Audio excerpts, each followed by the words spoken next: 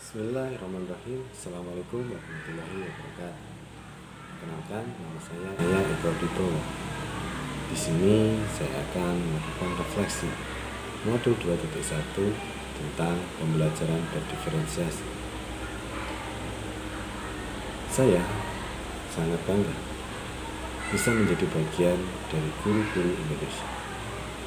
Menurut saya, guru adalah suatu pekerjaan profesi.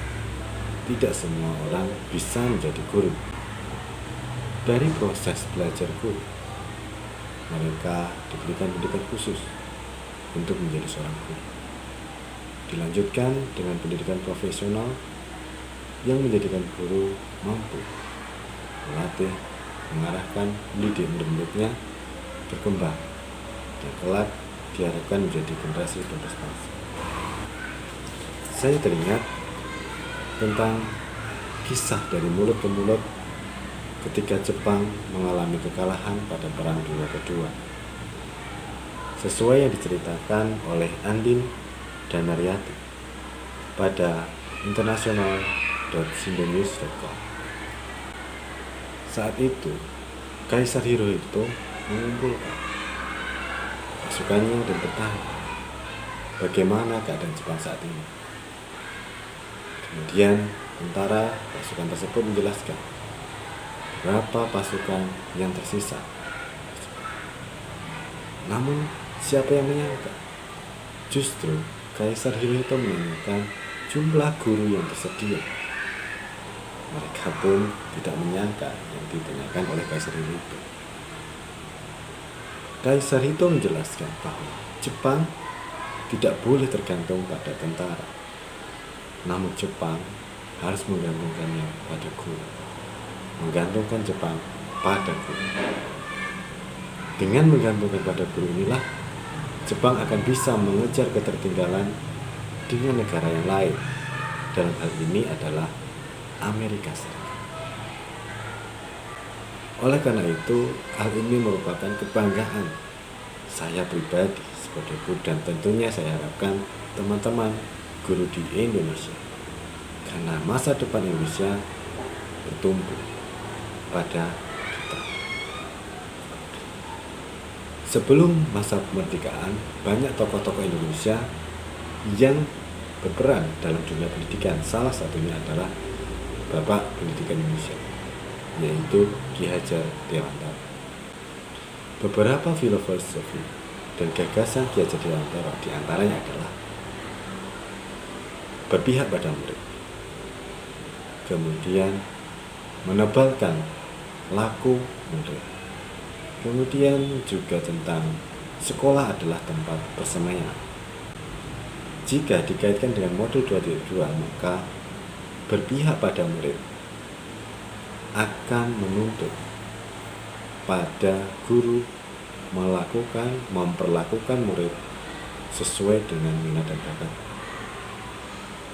Pembelajaran berdiferensiasi modul 2.1 adalah pembelajaran yang membedakan antara satu siswa dengan siswa yang lain.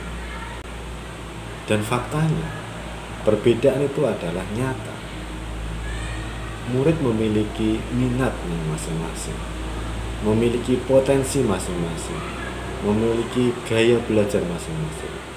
Sehingga pembelajaran diferensiasi atau pembelajaran yang membeda-bedakan antara satu murid dan yang lain ini suatu kebutuhan berpihak pada murid. Kemudian bagaimana pembelajaran berdiferensiasi itu dilakukan oleh Bapak Ibu guru? Hal yang pertama dan yang utama adalah guru harus memiliki data-data tentang kebutuhan belajar murid. Di antaranya kesiapan belajar murid, minat belajar murid, dan profil belajar murid.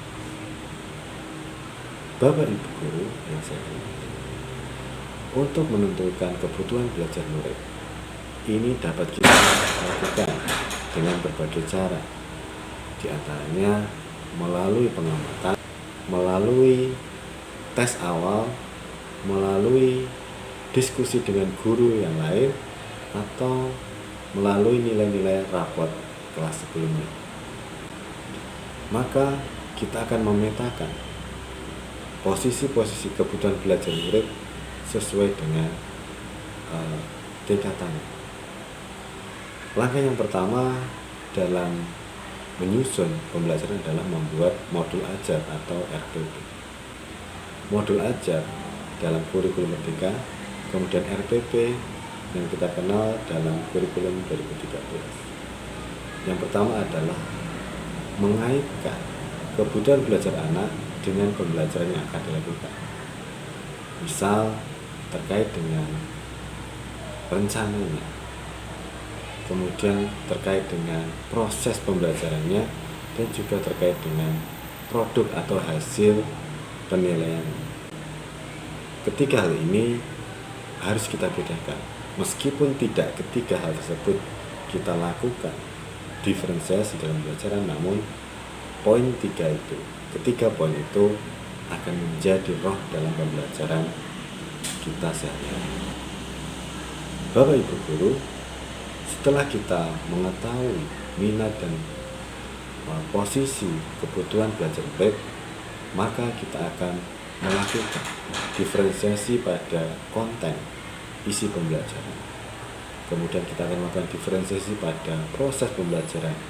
Bagaimana kita mengelompokkan siswa yang berkemampuan mahir dengan siswa yang berkemampuan belum mahir, siswa yang berpikir sudah abstrak, dan siswa yang masih memerlukan hal-hal yang konkret. Dalam hal ini, inilah inti dari pembelajaran diferensiasi. Maka mulai dari isi, proses, dan produk, kita harus sesuaikan dengan kemampuan dan atau kebutuhan belajar siswa. Harapannya, dengan pembelajaran diferensiasi, maka masing-masing atau tiap-tiap murid akan berkembang potensinya, bisa mengembangkan potensinya, mengembangkan kemampuannya, sehingga pada masanya nanti murid-murid ini akan menjadi manusia yang merdeka, di mana mereka harus mandiri, bisa mencukupi kebutuhannya sendiri, dan juga bisa berperan, bermanfaat bagi orang lain. Oleh karena itu, mereka akan mandiri sesuai dengan potensi dan kemampuan dan keahlian. Tidak harus semua murid yang ada di kelas kita memiliki potensi dan kemampuan yang sama, tapi mereka bisa mandiri sesuai dengan potensi dan kemampuannya masing-masing. Kiranya sedemikian refleksi modul 2.1 dari saya.